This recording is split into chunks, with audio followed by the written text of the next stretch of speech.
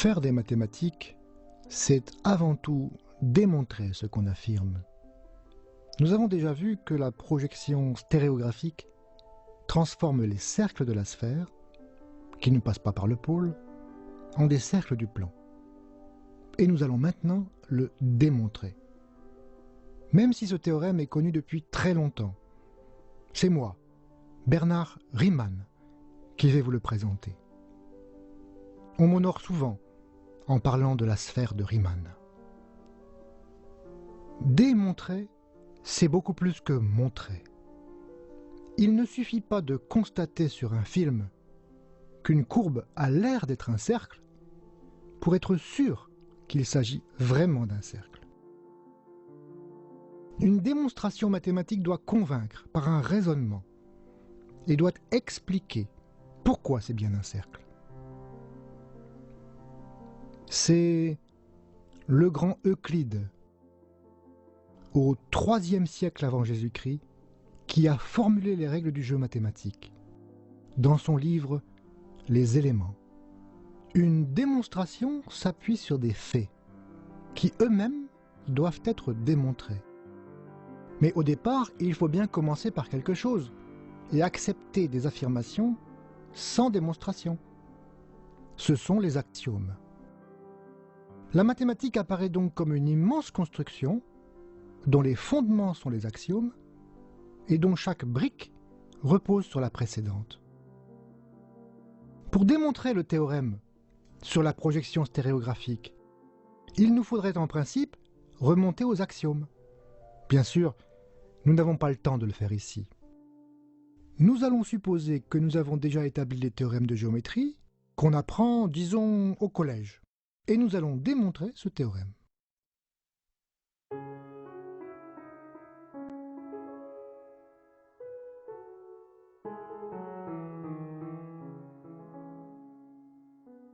Commençons par une chose simple. L'intersection d'une sphère et d'un plan. On voit bien que lorsqu'un plan coupe une sphère, et s'il n'est pas tangent à cette sphère, alors l'intersection est un cercle. On le voit bien, mais pourquoi est-ce vrai? Comment le démontrer?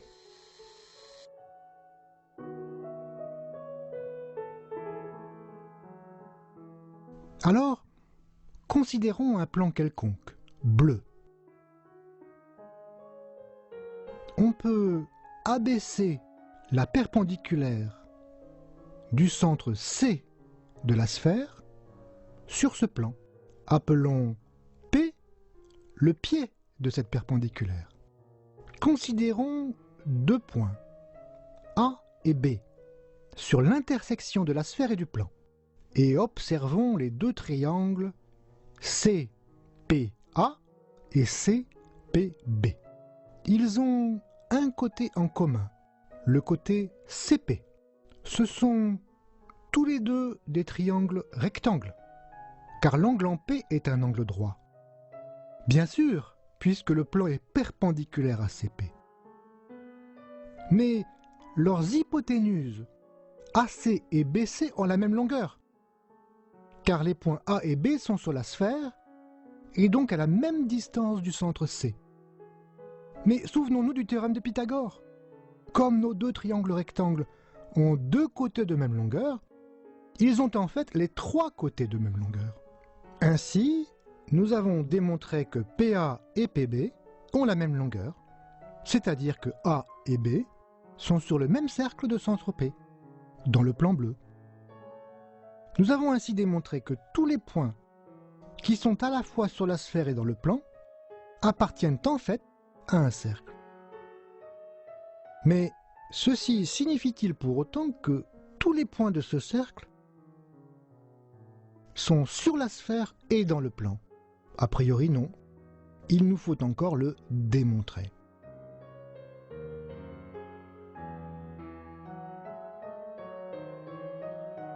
Soit A, un point de l'intersection de la sphère et du plan. Considérons le cercle du plan bleu de centre P qui passe par A. Nous allons démontrer que ce cercle est contenu dans la sphère.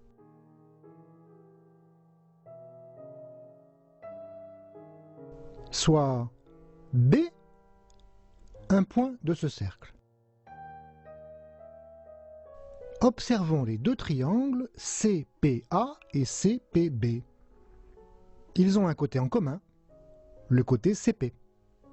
Ce sont tous les deux des triangles rectangles, car l'angle en P est un angle droit. Mais les longueurs PA et PB sont égales, puisque A et B sont sur le même cercle de centre P. Encore par le théorème de Pythagore, on en déduit que les hypoténuses ont la même longueur. CA égale CB. Cela veut dire donc que le point B est aussi sur la sphère, puisque sa distance au centre est la même que celle de A. Voilà, nous avons démontré que si un plan coupe une sphère, la découpe se fait sur un cercle. Considérons un diamètre APB de notre cercle et plaçons-le dans le plan de l'écran.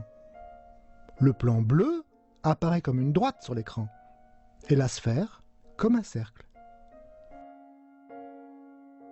Dessinons les tangentes au cercle en A et B. Elles se coupent en un point S. Évidemment, la droite CS est encore un axe de symétrie pour notre figure. Pourquoi, me direz-vous? Eh bien, parce que les triangles CAS et CBS sont égaux. Pourquoi? Ah, eh bien, parce que ce sont deux triangles rectangles qui ont l'hypoténuse en commun et les côtés CA et CB sont de même longueur. Pourquoi? Eh bien, parce que ce sont deux rayons, pardi. Vous voyez, s'il fallait aller au bout de tous les arguments, ce film serait le plus long de l'histoire du cinéma. Regardez, nous venons de démontrer qu'un cercle tracé sur une sphère peut toujours être pensé comme le lieu de contact entre un cône de révolution et une sphère tangente. Si vous voulez, la sphère est comme une boule de glace dans un cône. Bon, ce n'est pas tout, mais n'oublions pas notre but. Montrer que la projection stéréographique envoie cercle sur cercle. Nous allons commencer par démontrer ce que les mathématiciens appellent un lemme. Voici le plan tangent à la sphère en un certain point A, vu par la tranche.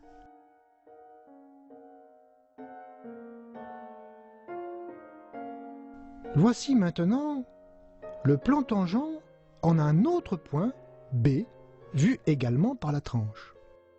Ces deux plans se coupent sur une droite, D, mais on ne voit qu'un point pour l'instant, car la droite est perpendiculaire à l'écran. Cette figure que vous voyez est symétrique par rapport à la bisectrice des deux droites qu'on voit.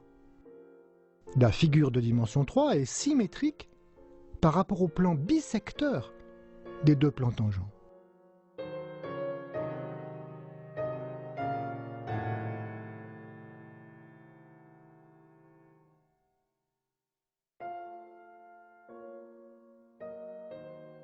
Prenons un plan qui contient le segment AB. Il coupe notre droite D en un point M. S'il n'est pas parallèle à D, bien sûr. La symétrie de la figure par rapport au plan bisecteur montre que AM et BM sont de même longueur. Le triangle ABM est isocèle. Voilà, c'était notre lemme. Bon, maintenant on peut démontrer notre théorème, grâce à ce que nous venons d'apprendre. On prend un cercle sur la sphère qui ne passe pas par le nord. On veut montrer que sa projection est un cercle.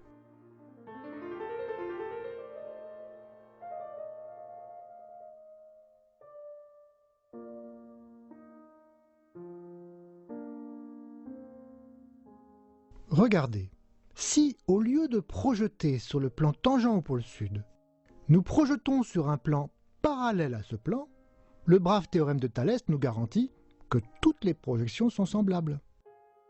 Donc, pour démontrer notre théorème, nous avons le droit de choisir notre plan de projection comme nous voulons.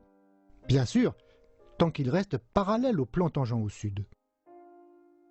Bon, plaçons notre cercle jaune dans un cône. Vous vous souvenez?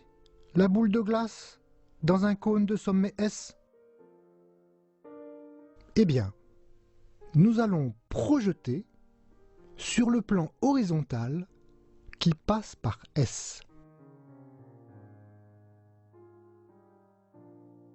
Le point B se projette sur le point D. Mais regardez la figure. Les triangles AMB et DSB sont semblables. Pourquoi? Eh bien, encore un coup du théorème de Thalès, non? Rappelez-vous notre lemme. Le triangle ABM est isocèle. Il en est donc de même du triangle BDS. Et donc, la longueur de BS est égale à celle de DS.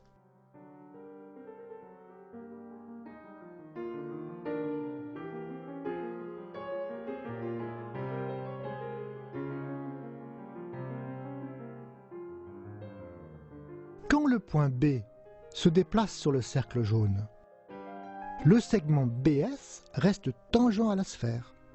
Sa longueur est donc constante. Puisque BS et DS sont de même longueur, le segment mobile DS reste également de longueur constante. Mais voyons, dire que DS est de longueur constante, cela revient à dire que D décrit un cercle et donc que la projection de notre cercle jaune sur le plan horizontal passant par S est contenue dans un cercle. Nous l'avons vu, cela entraîne, par le théorème de Thalès, que la projection sur le plan tangent au pôle sud est également contenue dans un cercle. Et c'est ce qu'il fallait démontrer.